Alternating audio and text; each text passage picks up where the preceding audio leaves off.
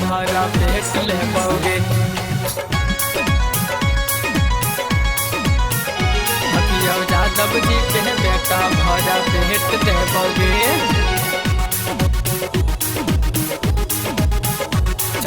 चलेंगे छौंडी कोडारा महाबाजा तोरा किन देबो सोनरा घरे सोनामा के हार। चलेंगे छौंडी कोडारा महाबाजा तोरा किन देबो सोनरा घरे सोनामा के हार। तोहरा चुम्मा पर छौड़ी चॉकलेट देबोगे। तोहरा चुम्मा पर छौड़ी चॉकलेट देबोगे। अखिलेश हीरा के बेटा भरा पेट लेबोगे। अखिलेश यादव जी के बेटा भरा पेट देबोगे। अखिलेश हीरा के बेटा भरा पेट लेबोगे। अखिलेश यादव जी के बेटा भरा पेट देबोगे।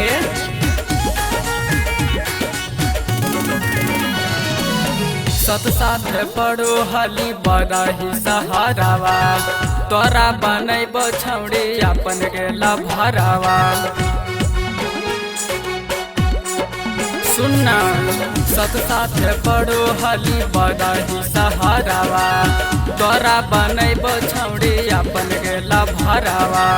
बड़ दिन से कलियो छौड़ी तोरे हमें पीछा गे।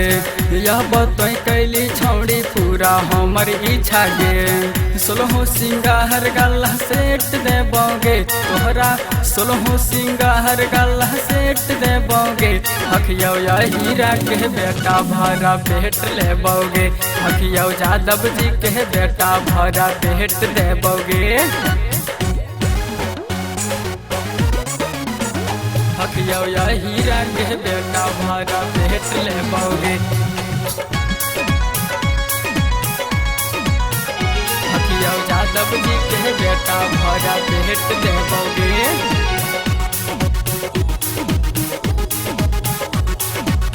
राइटर रूपेशवा मोर बड़ है को भाई कहियो चंदन सरगम कर ले तो घाई। राइटर रूपेशवा मोर बड़ है को भाई कहियो चंदन सरगम कर ले तो भाई। भले न छोड़े हम के करोगे डहर से ये रंगदार हम झारखंड शहर के।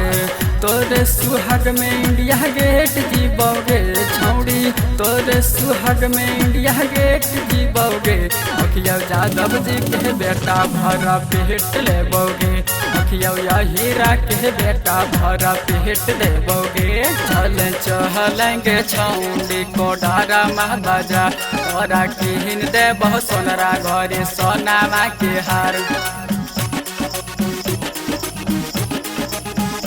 चलेंगे छौंडी कोडारा महाबाजा तोरा किन देबो सोनरा घरे सोनामा के हार। तोहरा चुम्मा पर छौड़ी चॉकलेट देबोगे। तोहरा चुम्मा पर छौड़ी चॉकलेट देबोगे। अखिलेश हीरा के बेटा भरा पेट लेबोगे। अखिलेश यादव जी के बेटा भरा पेट देबोगे।